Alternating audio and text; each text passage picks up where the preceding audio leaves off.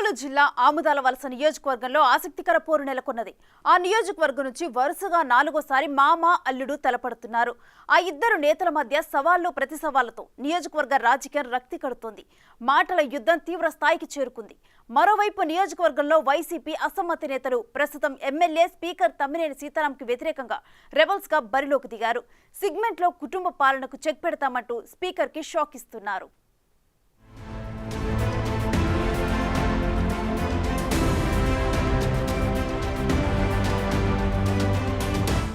శ్రీకాకుళం జిల్లా ఆముదాల వలస నియోజకవర్గ రాజకీయాలు ఆసక్తి రేకెత్తిస్తున్నాయి. ఆముదాల వలస నియోజకవర్గంలో 2019 ఎన్నికల్లో టీడీపీ అభ్యర్థి కోన రవికుమార్పై వైసీపీ తరపున తమ్మినేని సీతారాం గెలుపొంది ప్రస్తుతం ఏపీ శాసనసభాపతిగా కొనసాగుతున్నారు. శ్రీకాకుళం పార్లమెంట్ సెగ్మెంట్ టీడీపీ అధ్యక్షుడు, ప్రభుత్వ మాజీ విప్ కోన రవికుమార్ తమ్మినేనికి సొంత మేనలుడు. కోన రవికుమార్ అక్కనే తమ్మినేని సీతారాం వివాహం చేసుకున్నారు. 2024 ఎన్నికల్లోనూ వరుసగా 4వ సారి ఆముదాల వలసలో ఆ మామ అల్లుళ్ళు తలపడుతున్నారు.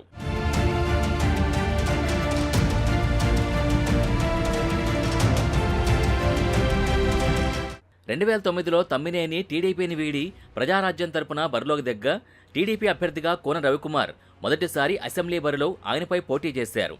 ఆ ఎన్నికల్లో కాంగ్రెస్ అభ్యర్థి చేతిలో మామ అల్లుళ్ళిద్దరూ ఓటమి పాలయ్యారు. తర్వాత 2014లో తమ్మినేని వైసీపీ తరపున, కోన రవి టీడీపీ తరపున ప్రత్యక్ష పోరుకు దిగగా కోన రవికుమార్ గెలుపొందారు. ఇరువురు నేతల మధ్య బంధుత్వం 2014 ఎన్నికల నుంచి పొలిటికల్ వైరానికి దారితీసింది. సీనియర్ నేత అయిన తమ్మినేని సీతారాం 7 సార్లు ఆముదాల వలస అసెంబ్లీ స్థానం నుంచి ఎమ్మెల్యేగా గెలుపొందారు. టీడీపీ ప్రభుత్వ హయాంలో వివిధ శాఖలకు మంత్రిగా వ్యవహరించారు. 1999 ఎన్నికల తర్వాత తమ్మినేని చాలా కాలం అసెంబ్లీ మెట్లు ఎక్కలేకపోయారు. 2004, 2009, 2014 ఎన్నికల్లో వరుసగా ఓటమిని చూసిన తమ్మినేని 2019లో వైసీపీ తరపున గెలుపొంది శాసనసభ స్పీకర్ అయ్యారు. 2024 ఎన్నికల్లోనూ మామ అల్లుళ్లే ప్రధాన ప్రత్యర్థులుగా తలపడుతుండటం ఆసక్తికరంగా మారింది. ఇద్దరు నేతల మధ్య మాటల తూటాలు పేలుతూనే ఉన్నాయి. సవాళ్లు ప్రతి సవాళ్లతో రాజకీయాలు హీటెక్కిస్తున్నారు.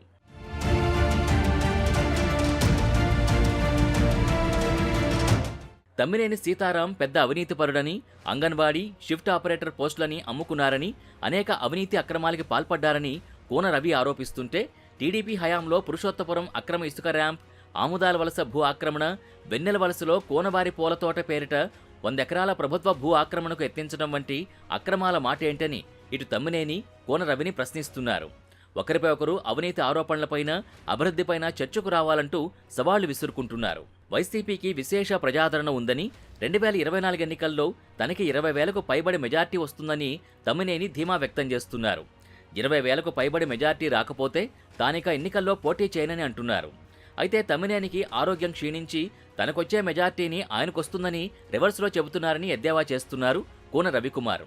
ఆముదాల వలసకి ఒక ఎమ్మెల్యే కావాలా లేక 3 ఎమ్మెల్యేలు కావాలో నిర్ణయించుకోవాలని నియోజకవర్గ ప్రజలకి కోన రవి పిలుపునిస్తున్నారు. తమ్మినేనిని గెలిపిస్తే అతను, అతని భార్య వాణి, అతని కుమారుడు చిరంజీవి నాగ్ అధికారం చెలాయిస్తారని, 3 కలెక్షన్ సెంటర్లు ఏర్పడతాయని కోన రవి ఆరోపిస్తున్నారు. అయితే తనతో పాటు ప్రజలకు అందుబాటులో ఉంటూ నిత్యం ప్రజాసేవకి అంకితమవుతున్న తన కుటుంబ సభ్యులపై దుష్ప్రచారం చేస్తున్నారంటూ మండిపడుతున్నారు తమ్మినేని.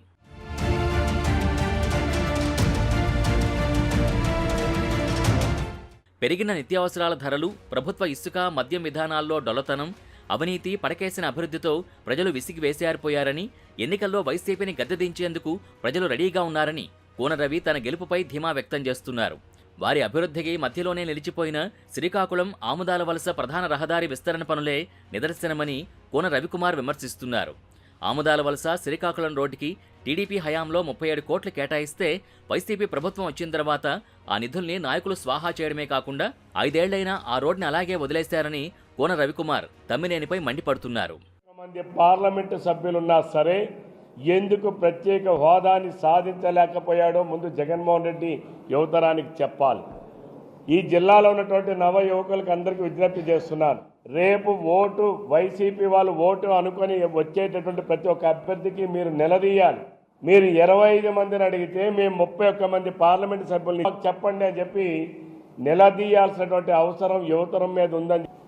మరి ఈరోజు శ్రీకాకుళం జిల్లా ఉంది హోటల్స్లో, ఇక్కడ ప్రభుత్వ కార్యాలయాల కోసం పూర్తి చేస్తే ఈ దుర్మార్గపు ప్రభుత్వం కనీసం మిగిలిన 20% పనులు కూడా చెయ్యలేక చేతకాక సావదచ్చి ఈరోజు కూడా కనీసం దద్దమ్మ దిక్కుమాలని ఈ ప్రభుత్వం తెస్తే ఎప్పుడు అయిపోయేది కదా అని ఆ రోజు ఎన్నో నాటకాలు ఆడి ఆ రోజు ఆస్కార్ అవార్డును కూడా మించిపోయినటువంటి నటించినటువంటి జగన్మోహన్ రెడ్డి ఈరోజు ఎందుకు నువ్వు ప్రత్యేక హోదా తీసుకురాలేదో ఈ నవ యువకులు కొత్తగా ఓట్లు వచ్చిన ప్రతి ఒక్క యువకుడు కూడా నిలదీయాల్సినటువంటి అవసరం ఉందని చెప్పి ఈ సందర్భం ఆ భవిష్యత్తుకి గ్యారంటీ ఇచ్చేటటువంటి ఏకైక నాయకుడు ఈ ఆంధ్రప్రదేశ్ రాష్ట్రంలో అది నారా చంద్రబాబు నాయుడు గారు ఒక్కరే అని చెప్పి ఈ సందర్భంగా తెలియజేస్తున్నాను.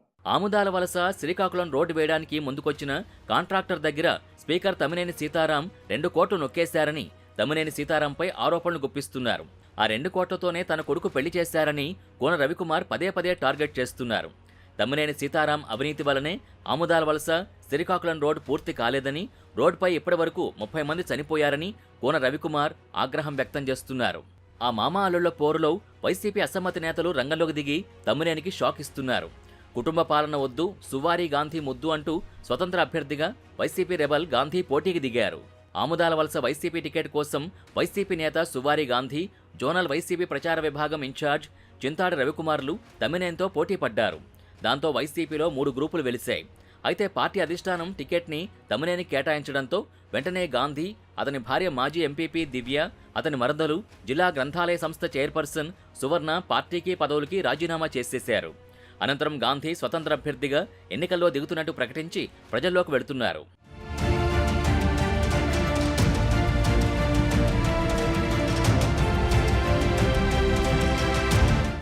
మరోవైపు చింతాడ రవికుమార్ని పార్టీ పెద్దలు బుజ్జగించి తమ్మినేనికి అనుకూలంగా పనిచేసేలా ఒప్పించారు. అయితే గాంధీ మాత్రం ఏమాత్రం వెనక్కి తగ్గకుండా ఇటు తమ్మినేనిపై అటు కోన రవిపై విమర్శనాస్త్రాలు సంధిస్తూ ప్రచారంలో ముందుకెళ్తున్నారు. మామ అల్లుళ్ళిద్దరూ ఒకరిపై ఒకరు బయటికి విమర్శించుకుంటున్నా లోపాయికారీగా ఇద్దరి మధ్య చీకటి ఒప్పందాలున్నాయని సువారీ గాంధీ విమర్శలు గుప్పిస్తున్నారు. సామాజిక భద్రతా పింఛన్లు తొలగించిన చరిత్ర ఈ తెలుగుదేశం పార్టీ అభ్యర్థిది. కుటుంబ సభ్యులు డిగ్రీ సర్టిఫికెట్లు తయారు చేసే ముఠాగా తయారైనా సరే కోర్టుకు వెళ్ళని దౌర్భాగ్యం ఆముదాల వలస నియోజకవర్గంలో ఉంది. ఇంతటి ఒప్పందపు రాజకీయాలు, చీకటి ఒప్పందాలు, అవినీతి బాగోతాలు, భూ కబ్జాలు, ఇసుక మాఫియాలను ఈ చీకట్లో చేస్తున్న ఇటువంటి వ్యక్తులకు చరమగీతం పాడే దిశగా మా ప్రయత్నం. కోన రవికుమార్కి ఆముదాల వలస టీడీపీలో ఎటువంటి వ్యతిరేకత లేదు. కానీ స్పీకర్ తమ్మినేని సీతారాంపై ఆ పార్టీ రెబల్ పోటీకి దిగడం ఆయనకి తలనొప్పిగా మారిందట. మరోవైపు ఆముదాల వలస నియోజకవర్గంలో తమ్మినేని సీతారాంపై అనేక ఆరోపణలు కూడా వినిపిస్తున్నాయి.